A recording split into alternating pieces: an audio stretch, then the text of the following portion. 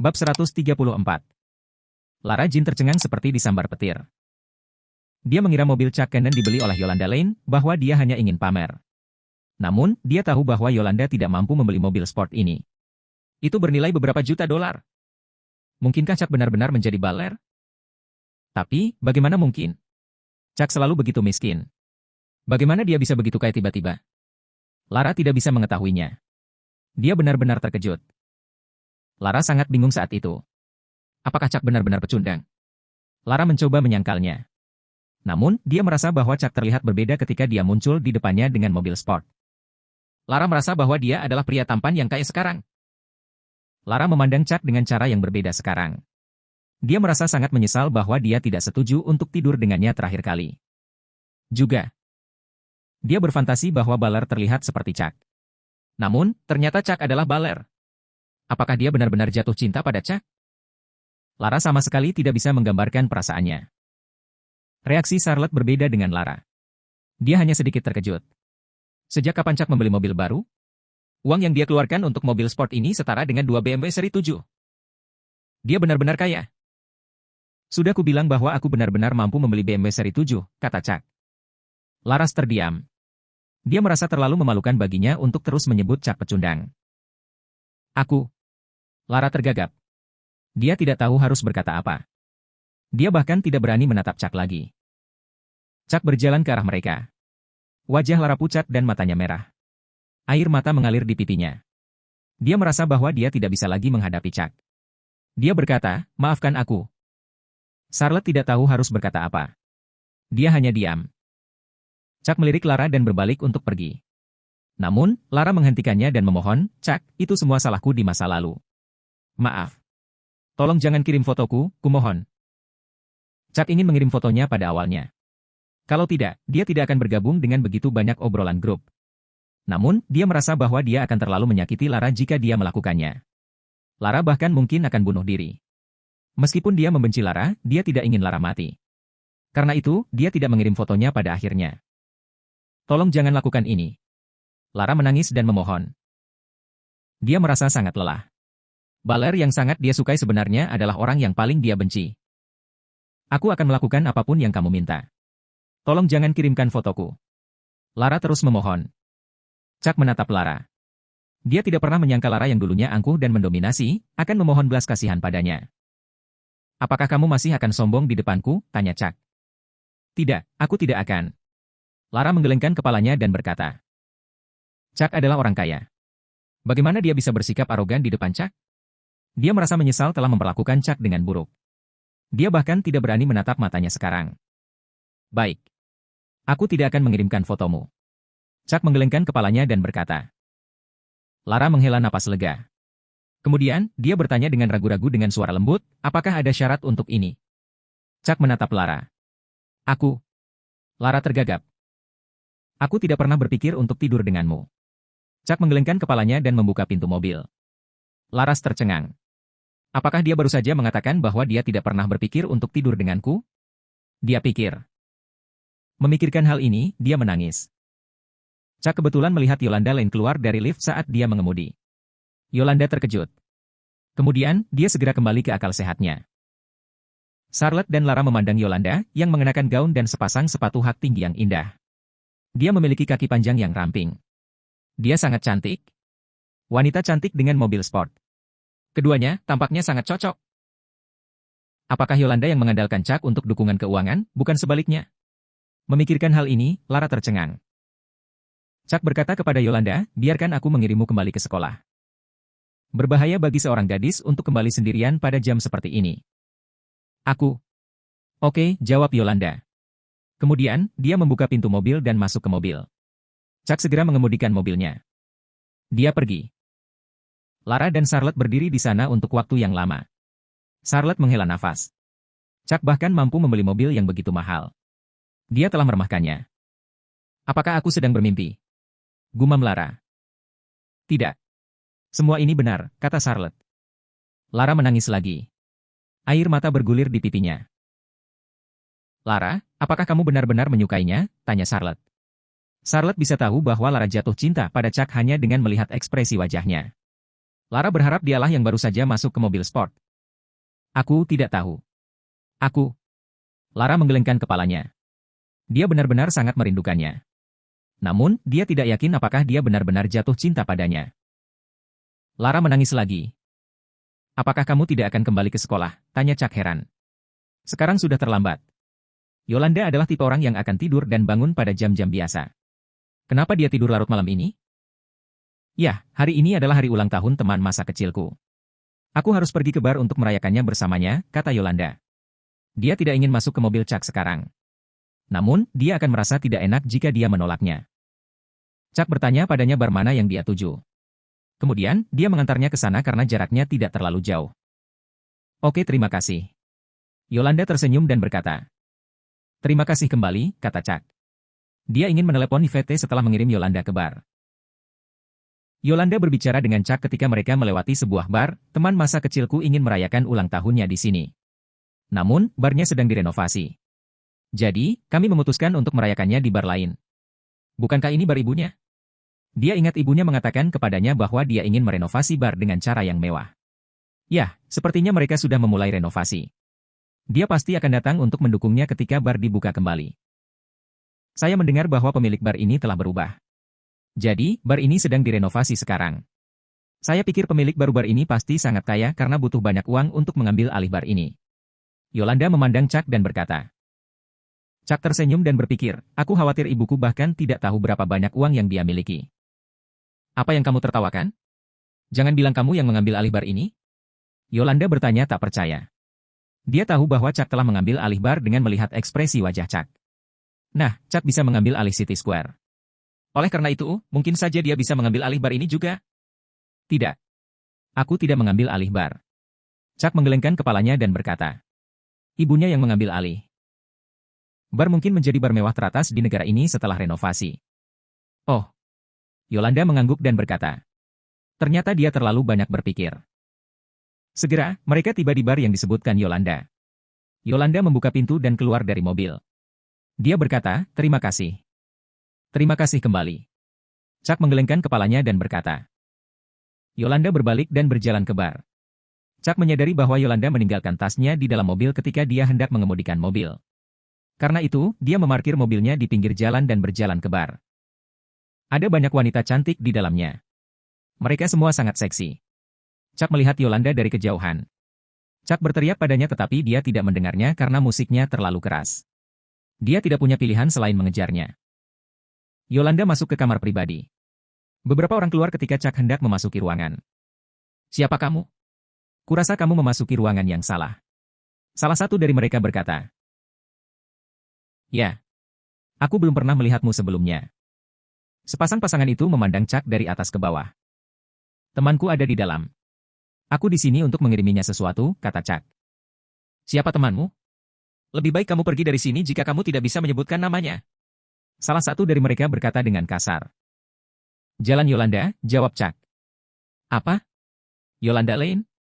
Apakah kamu teman Dewi, Yolanda Lane? Tidak mungkin, bukankah pacar Yolanda, William Yuri, yang berasal dari keluarga kaya? Aku pernah melihatnya sebelumnya. Orang ini jelas bukan William. Mereka meragukan Chuck dan memandangnya dengan tidak ramah. Mereka tidak percaya bahwa Chuck akan mengenal Yolanda, yang adalah seorang gadis cantik. Tolong panggil dia keluar. Chuck berkata tanpa daya. Oke, aku akan meneleponnya sekarang. Tapi, aku akan menamparmu jika dia tidak mengenalmu, salah satu dari mereka berkata. Kemudian, dia membuka pintu dan berteriak, Yolanda! Seseorang mencarimu. Orang lain memandang Chuck dengan jijik. Apakah dia benar-benar teman Yolanda? Mereka pikir. Bab 135. Masih belum terlambat untuk pergi sekarang. Kalau tidak, jika Yolanda keluar dan mengatakan bahwa dia tidak mengenalmu, kamu adalah daging mati. Benar. Beraninya kau mencoba mencari cara untuk menyelundupkan dirimu ke pesta ulang tahun Bibi. Tidak mungkin aku akan membiarkanmu. Beberapa orang mencibir pada Chuck Cannon, tetapi wajah Chuck tenang. Mereka tampaknya cukup kaya, meskipun itu masih bukan apa-apa baginya. Begitu dia menelepon Betty, mereka tidak akan kesulitan bermain sepuasnya malam ini. Segera, Yolanda Lane keluar dengan rasa ingin tahu dan beberapa orang segera berbicara untuk menyenangkannya. Nona Lane yang cantik, dia bilang dia temanmu, tapi dia terlihat sangat miskin. Dia bukan temanmu kan? Ya, kurasa tidak mungkin. Untuk berteman dengan Beautiful Miss Lane, setidaknya seseorang harus setingkat dengan kita. Dia tidak pantas menjadi temannya. Begitu Yolanda berjalan keluar, orang-orang menoleh padanya dengan sanjungan. Bagaimanapun, dia memiliki sosok yang sangat baik dan juga sangat cantik. Bagaimana mungkin pria tidak jatuh cinta padanya? Yolanda bahkan tidak melihat mereka. Dia langsung menuju ke arah Chuck dan tersenyum padanya, bertanya, "Kamu di sini untuk minum?" Sikapnya, suaranya yang lembut. Beberapa dari mereka tercengang. Apakah pecundang ini benar-benar teman Yolanda? Dia tidak pantas menerima kelembutannya. Mungkinkah mereka adalah pasangan? Tidak.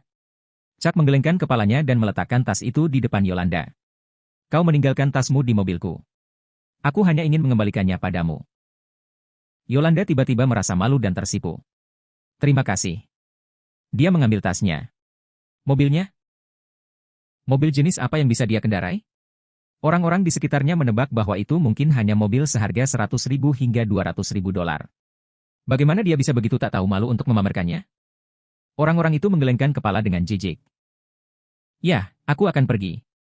"Kamu harus bersenang-senang," kata Chuck. "Baik, terima kasih," jawab Yolanda. Chuck berbalik dan pergi.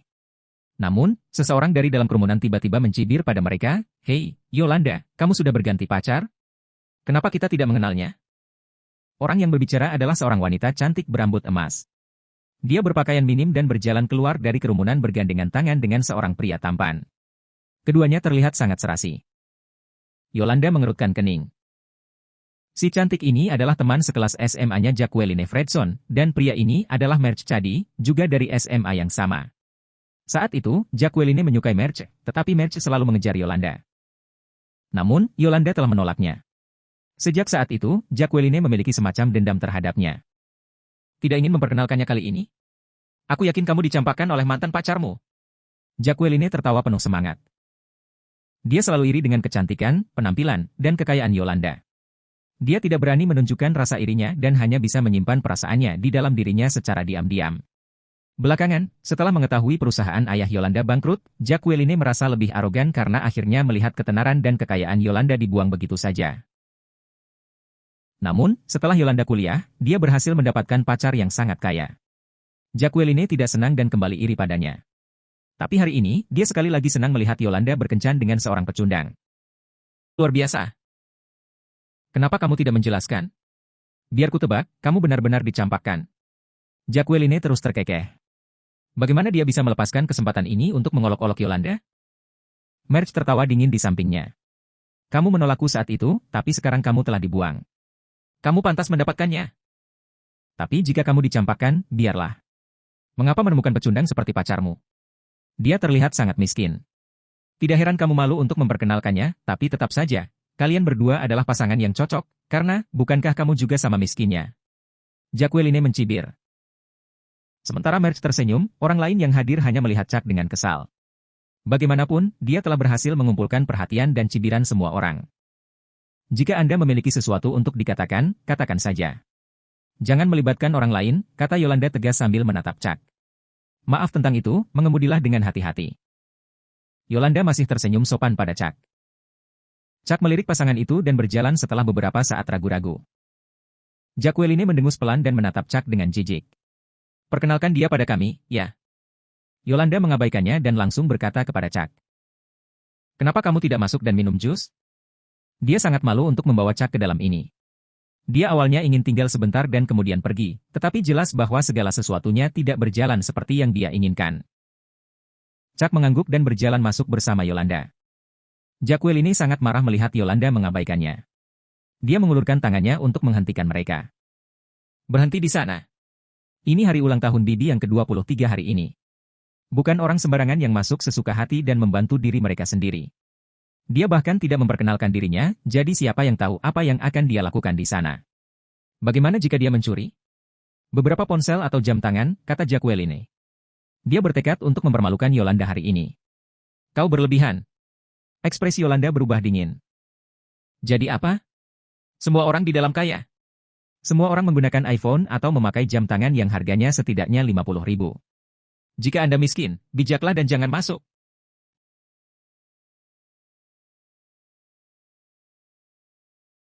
Hei, Yolanda, kamu sudah berganti pacar? Kenapa kita tidak mengenalnya? Orang yang berbicara adalah seorang wanita cantik berambut emas. Dia berpakaian minim dan berjalan keluar dari kerumunan bergandengan tangan dengan seorang pria tampan. Keduanya terlihat sangat serasi. Yolanda mengerutkan kening. Si cantik ini adalah teman sekelas SMA-nya Jacqueline Fredson, dan pria ini adalah Merch Chadi, juga dari SMA yang sama. Saat itu, Jacqueline menyukai Merch, tetapi Merch selalu mengejar Yolanda. Namun, Yolanda telah menolaknya. Sejak saat itu, Jacqueline memiliki semacam dendam terhadapnya. Tidak ingin memperkenalkannya kali ini? Aku yakin kamu dicampakkan oleh mantan pacarmu. Jacqueline tertawa penuh semangat. Dia selalu iri dengan kecantikan, penampilan, dan kekayaan Yolanda. Dia tidak berani menunjukkan rasa irinya dan hanya bisa menyimpan perasaannya di dalam dirinya secara diam-diam.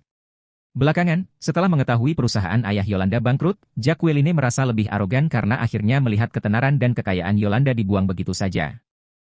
Namun, setelah Yolanda kuliah, dia berhasil mendapatkan pacar yang sangat kaya. Jacqueline tidak senang dan kembali iri padanya. Tapi hari ini, dia sekali lagi senang melihat Yolanda berkencan dengan seorang pecundang. Rasanya luar biasa. Kenapa kamu tidak menjelaskan? Biar ku tebak, kamu benar-benar dicampakkan. Jacqueline terus terkekeh. Bagaimana dia bisa melepaskan kesempatan ini untuk mengolok-olok Yolanda? Merch tertawa dingin di sampingnya.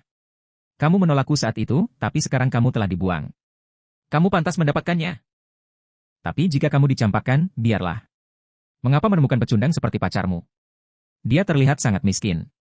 Tidak heran kamu malu untuk memperkenalkannya, tapi tetap saja. Kalian berdua adalah pasangan yang cocok, karena, bukankah kamu juga sama miskinnya? Jacqueline mencibir. Sementara Merch tersenyum, orang lain yang hadir hanya melihat Chuck dengan kesal.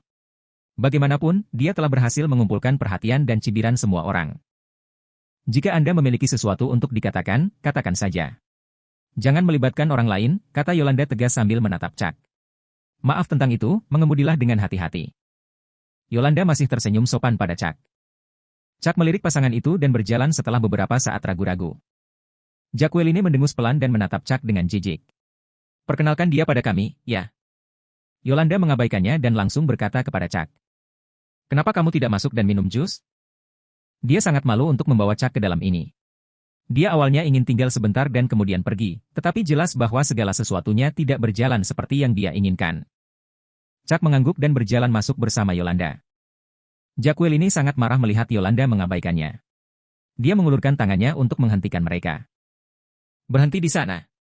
Ini hari ulang tahun Bibi yang ke-23 hari ini. Bukan orang sembarangan yang masuk sesuka hati dan membantu diri mereka sendiri. Dia bahkan tidak memperkenalkan dirinya, jadi siapa yang tahu apa yang akan dia lakukan di sana. Bagaimana jika dia mencuri? Beberapa ponsel atau jam tangan, kata Jacqueline. Dia bertekad untuk mempermalukan Yolanda hari ini. Kau berlebihan. Ekspresi Yolanda berubah dingin. Jadi apa? Semua orang di dalam kaya. Semua orang menggunakan iPhone atau memakai jam tangan yang harganya setidaknya 50.000. Jika Anda miskin, bijaklah dan jangan masuk. Hei, saya sedang berbicara tentang Anda di sana. Ya, Anda. Keluar dari sini, sekarang juga. Jangan pernah berpikir untuk mencuri apapun. Jacqueline menatap Chuck dengan tatapan jahat. Jacqueline, hentikan. Jika ada hal lain yang ingin kau katakan, katakan saja padaku. Yolanda sangat marah. Dia hanya di sini untuk minum dan berencana untuk pergi setelahnya. Siapa yang tahu bahwa dia akan menghadapi situasi seperti itu? Kamu sangat protektif padanya. Sepertinya dia benar-benar pacarmu. Heh, bukan hanya kamu dicampakkan, tetapi kamu kehilangan selera pada pria. Kalian berdua benar-benar pasangan yang cocok. Jacqueline tertawa. Tiba-tiba, tamparan keras bisa terdengar. Yolanda telah menampar wajah Jacqueline. Wajah Jacqueline langsung memerah, ada bekas telapak tangan yang jelas di pipinya. Kamu berani memukulku? Wajah Jacqueline penuh dengan permusuhan. Dia mengangkat tangannya dan hendak menampar balik Yolanda. Namun, Chuck meraih pergelangan tangannya dan matanya menyipit, jangan pukul dia. Dengan itu, dia mendorong Jacqueline menjauh. Merch sangat marah. Bagaimana dia bisa tahan melihat gadisnya diganggu? Dia melambaikan tinjunya dan segera menyerang Chuck. Yolanda ketakutan dan dengan cepat menyeret Chuck pergi. Meskipun demikian, Chuck tetap pada pendiriannya dan bersiap untuk bertarung dengan Merch. Keduanya memiliki tinggi dan berat yang hampir sama, jadi dia tahu dia memiliki peluang untuk memenangkan pertarungan. Berhenti! Apa yang kalian lakukan? Suara marah datang dari dalam. Itu Bibi, gadis yang berulang tahun. Merch membeku sementara Chuck melirik Bibi. Dia tidak mengenal wanita ini dan belum pernah melihatnya sebelumnya. Bibi, Yolanda baru saja memukulku. Lihat, Jacqueline ini segera mulai mengeluh. Perusahaan ayahnya saat ini bekerja sama dengan perusahaan ayah Bibi. Dia tidak percaya bahwa Bibi akan berpihak pada Yolanda. Apa yang sedang terjadi? Bibi merengut dan menoleh ke Yolanda. Hari ini adalah hari ulang tahunku. Bagaimana kamu bisa menyerang orang lain begitu saja? Yolanda menghela napas. Dia tumbuh besar bersama Bibi, tetapi sejak perusahaan ayahnya bangkrut, dia berangsur-angsur menjauh dengan Bibi. Dia tidak ingin datang, tetapi Bibi memanggilnya secara pribadi dan memintanya untuk datang. Karena sudah cukup lama sejak terakhir kali mereka bertemu dan ini adalah hari ulang tahunnya, Yolanda memutuskan untuk mampir saja. Benar saja, dia jelas bukan lagi bagian dari mereka. Yolanda sedikit kecewa. Dia seharusnya tidak datang hari ini. Kenapa kamu tidak bertanya padanya, kata Chuck. Yolanda dengan ramah datang menemuinya, tetapi wanita ini langsung berpihak tanpa mendengarkan penjelasannya. Apakah ini yang harus dilakukan seorang teman? Tidak peduli siapa yang benar atau salah, hari ini adalah hari ulang tahunku. Kami di sini hanya untuk bersenang-senang.